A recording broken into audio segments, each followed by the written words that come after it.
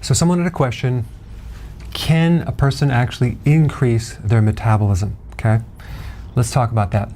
Well, one of the things that you may have learned in other videos is that insulin resistance is one factor that can cause you to plateau with your weight. So let's say you're trying to lose weight and you hit this set point. You just cannot get below. Like your body's real comfortable at a certain weight. That is because of insulin resistance. There's just too much insulin in the body. And people that are struggling with weight and that are overweight have a lot more insulin in their body because insulin resistance increases the amount of insulin in your body. So in order to fix that, you have to lower insulin with keto and intermittent fasting. Number 2, exercise.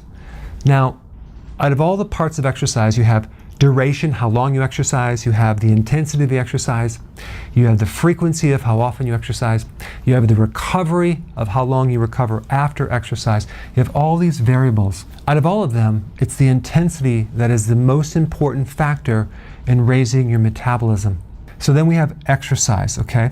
You have several variables. You have duration, how long you exercise, the intensity, how hard you exercise, and you have recovery, how long you don't exercise after exercising, okay?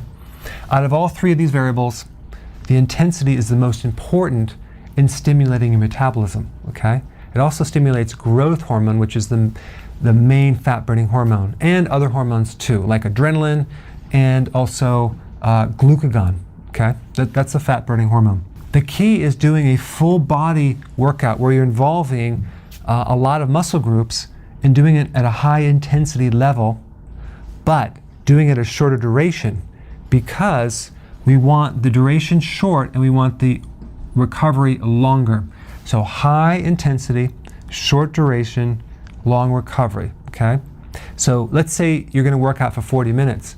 You would do this full body, high intensity, short workout where your pulse rate is really spiked and you're gonna rest until your pulse rate comes all the way down.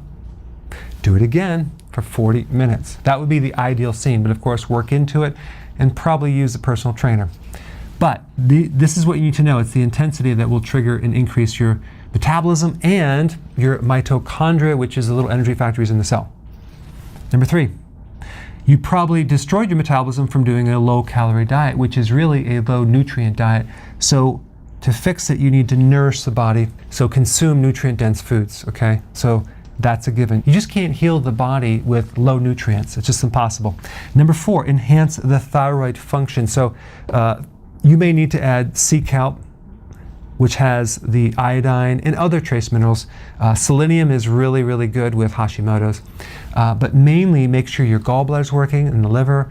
Make sure that your insulin is not too high. And also avoid the GMO foods, which is really responsible for blocking the thyroid and even creating autoimmune problems with the thyroid, okay? Now, the other thing on the flip side, you have caffeine, amphetamines, ephedra, which all are stimulants to the metabolism, right? So people take them and they go on a diet and they're no longer hungry and they lose all this weight.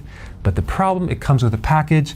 It stimulates adrenaline. That stimulation ends up burning out adrenaline receptors and the adrenal gland itself. So you end up with adrenal fatigue and then you start gaining weight. So this is not the way you want to lose weight. This is a quick fix which comes with a package. These are the 4 things to focus on to restore the metabolism and actually increase your metabolic rate. Thanks for watching. Hey, tell me what you think about this video. Go ahead and comment below and give me your feedback.